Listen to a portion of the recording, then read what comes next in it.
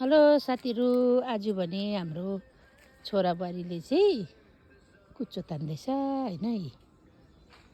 अन्त नानीलाई चाहिँ भोक लाग्छ, नानीलाई चाहिँ बुबु खुवाउनु ल्याउँछु म चाहिँ।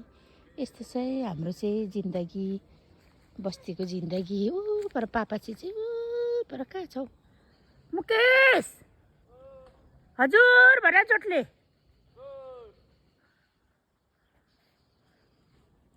यस्तो छ है हाम्रो चाहिँ। हेर्नुहोस् ल, अस्ति बाउ छोराले रोपेको एप्पल पनि पलायो। यसरी पलाउँदो रहेछ एप्पल, हेर्दा चाहिँ डन्ठा हो, पलाउँदो रहेछ। प्रायः सबै पलाएछ, सबैमा रोपेको छ। तलतिर माथितिर पनि हो। यस्तो छ यो मुनितिर पनि सबै एप्पल रोपेको होइन। सानो छोरा र पापाले रोपेको। आज चाहिँ ठुलो छोरा र बुहारीले कुचो तान्दैछ।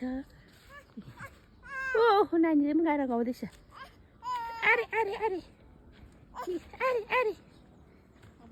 यस्तो छ है साथीहरू।